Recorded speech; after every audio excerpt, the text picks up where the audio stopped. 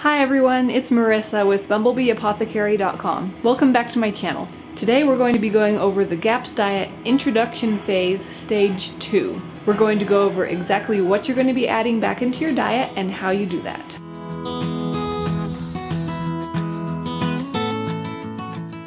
So in stage 2 of the introduction diet, it's really important to continue on with those first foods that we introduced in stage 1.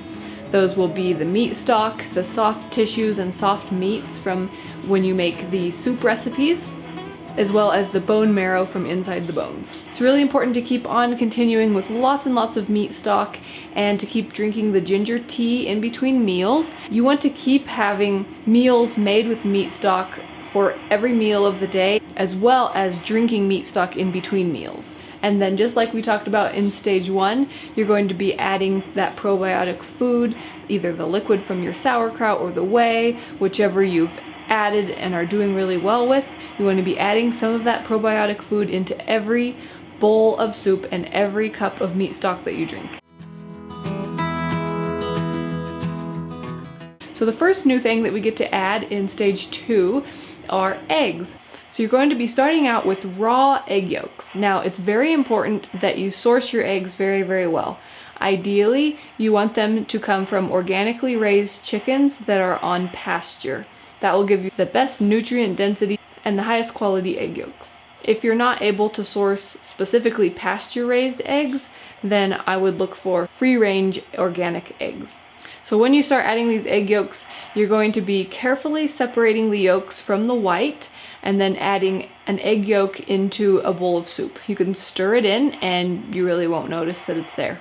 You'll start with just one egg yolk a day and then gradually increase. Make sure that you pay attention and watch for any reactions that could happen. Make sure that it's agreeing well with your body. And if everything seems to be going fine, then gradually increase the egg yolks until you're having one egg yolk in each bowl of soup. Dr. Natasha Campbell-McBride says that there's really no limit to the amount of egg yolks that you can have in a day. They're very, very easy to digest. It takes the body almost no effort to absorb the nutrients from them. So they're a great, quick, and easy source of really important nutrients for the body as it's healing. I remember that when I was personally going through the introduction stages, that once I started adding egg yolks in, it was like I reached a new step in recovery already. I could tell. It was like my body could absorb these nutrients and I felt like I was actually getting somewhere, absorbing food and feeling better. Once the raw egg yolks are well tolerated and you're having one of those with every bowl of soup, it's time to add soft-boiled eggs. So these will be eggs that are cooked until the whites are firm, but the egg yolk inside is still runny. Before you add eggs of any kind, if you have a concern about an egg allergy or sensitivity based on how you've done in the past, go ahead and do the skin sensitivity test like I talked about in my previous video. In that video, which I link below, I explain exactly how to do the skin sensitivity test. The last thing that you get to introduce in this stage is ghee. I have a video where I show how to make ghee, which I'll link below, but think of it as the type of butter that you're allowed now. So it's a great way to get in more of those healthy animal fats for healing, and it's a tasty addition to whatever dishes that you're making. When you start adding ghee, go very slowly, just like with everything else. Start with a teaspoon a day and then watch for any reactions.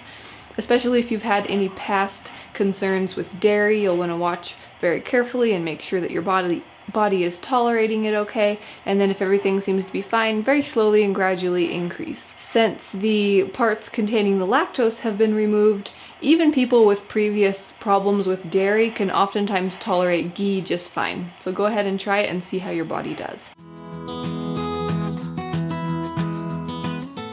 The next thing that you're going to be doing in stage 2 is to add some variety to the foods that you're eating insofar as how they're being prepared. You're going to be able to start making stews and casseroles, so it kind of changes things up a little bit. You're not just eating soup for every meal every day, so that makes it kind of fun.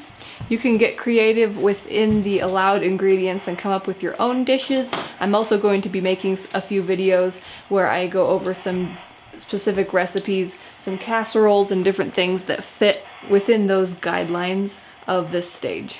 For example, pretty soon I'm going to be doing an Italian casserole recipe that is in the GAPS diet book and showing you how to make that. At this stage, you want to avoid spices. Again, we're just making everything super easy to digest, avoiding anything that might cause irritation or upset. So keep the spices out for now. Just use salt and fresh herbs. In all of these dishes that you prepare, try to keep the fat content, the animal fat content, very, very high. And remember, Dr. Natasha Campbell-McBride says that the more healthy animal fats that you consume, the faster your healing will be. And then as before, keep on increasing those probiotic foods until you're having a few spoonfuls of those probiotic foods in each of your bowls of soup and cups of meat stock and with whatever other meal you're eating. So if you are doing the introduction diet right now, go ahead and leave me a comment below and tell me what food you are most excited about adding back into your diet as you work through these stages. And then don't forget that free printable kitchen checklist that I have. It goes over everything that you need to do to make sure that your kitchen is ready for the GAPS diet, even if you've already started. If you haven't gone through that checklist, it's not too late. I'll have a link below where you can grab that. Go through your kitchen, make sure that it's ready to go. It'll make it easier. As you're working through the GAPS diet, stay strong and stay with it. It's so worth it. Hopefully you're feeling good and can start to experience some of those benefits. Let me know in the comments how things are going if you're going through these stages right now. If you liked this video and found it helpful, give it a thumbs up. Share it with anybody who you think might find it helpful.